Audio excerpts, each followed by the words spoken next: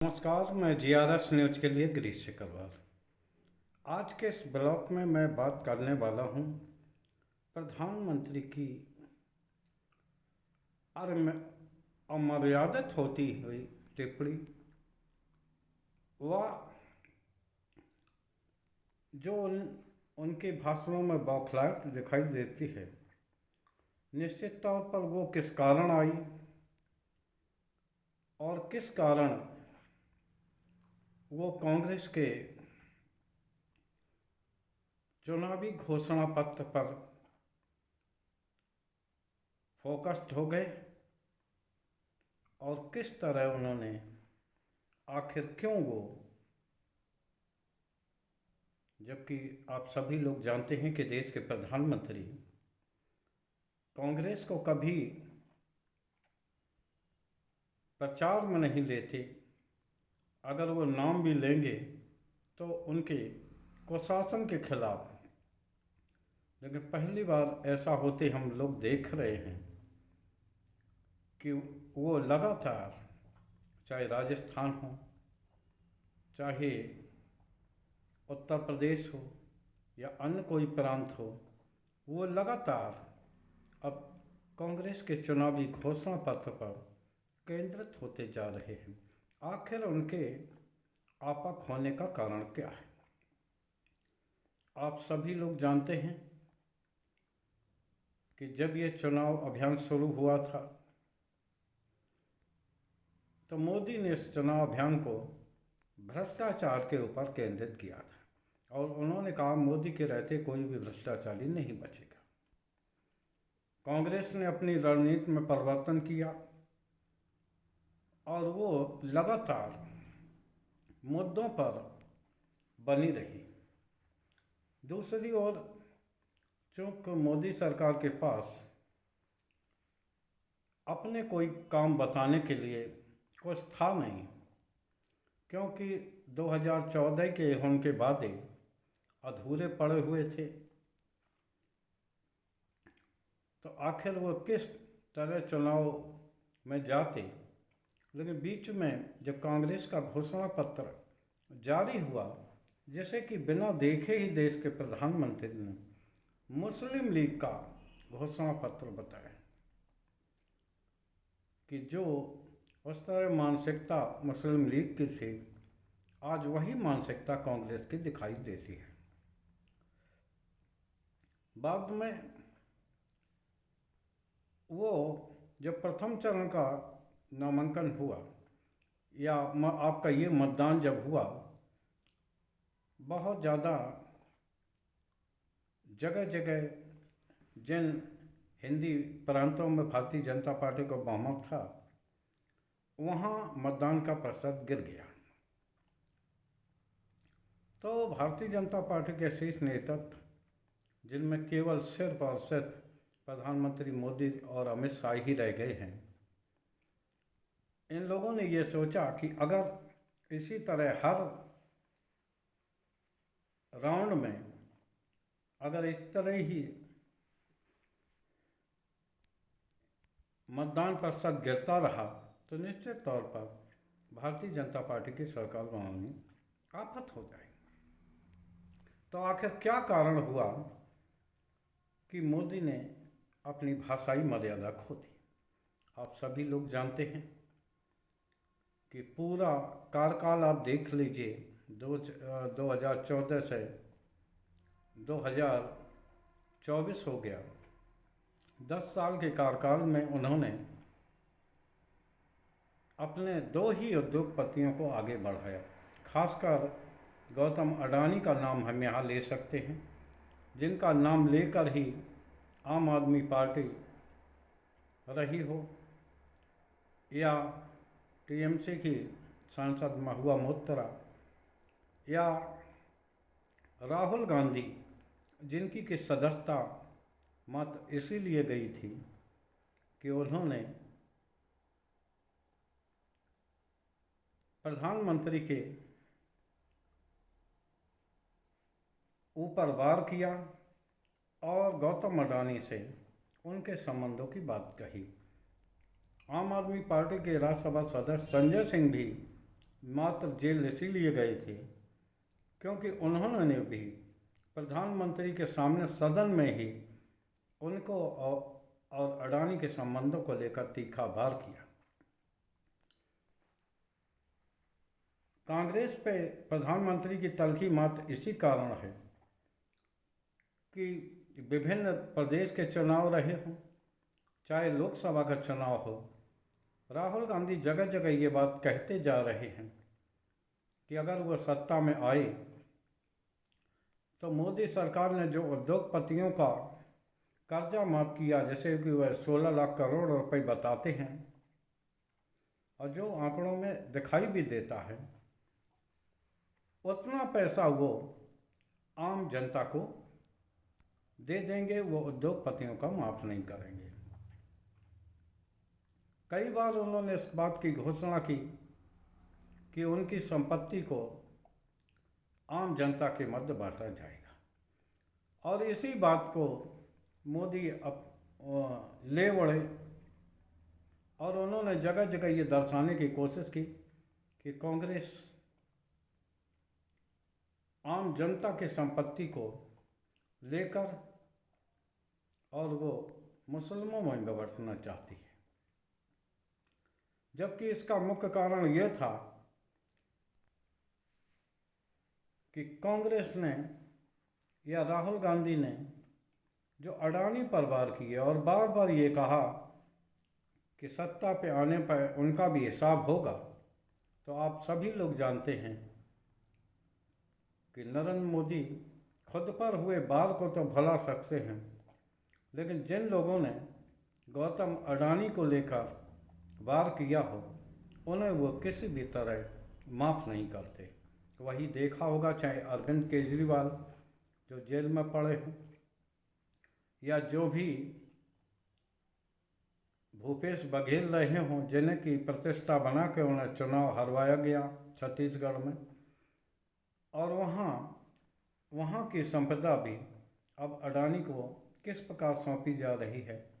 आप सभी लोगों को दिखता होगा कि वहाँ के वनोपज लगातार काटे जा रहे हैं। पहले यही प्रधानमंत्री आदिवासी संस्कृति की रक्षा की बात करते थे, आज अपने उद्योग मित्र को बढ़ाने की खातिर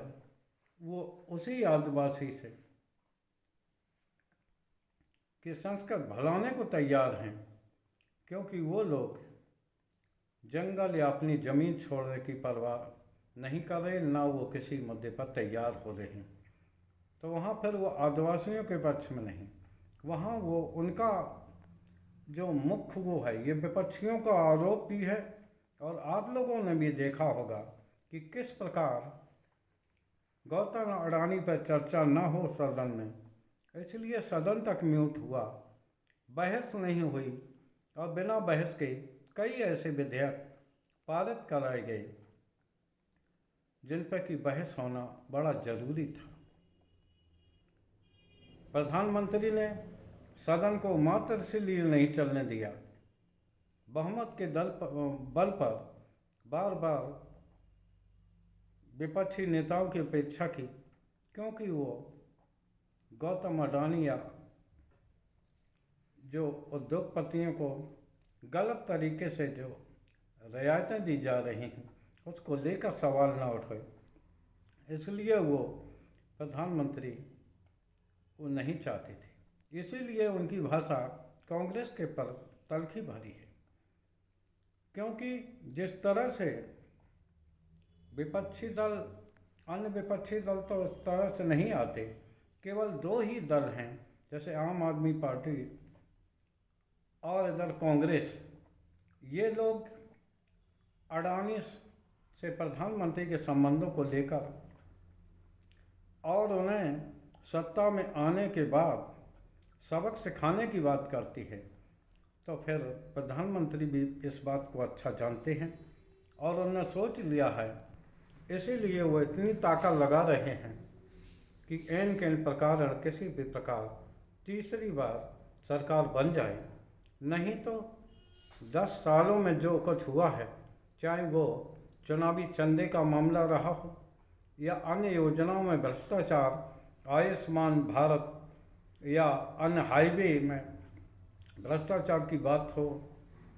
वो सभी बातें खुलेंगी जिसका कि उल्लेख कांग्रेस के नेता राहुल गांधी ने किया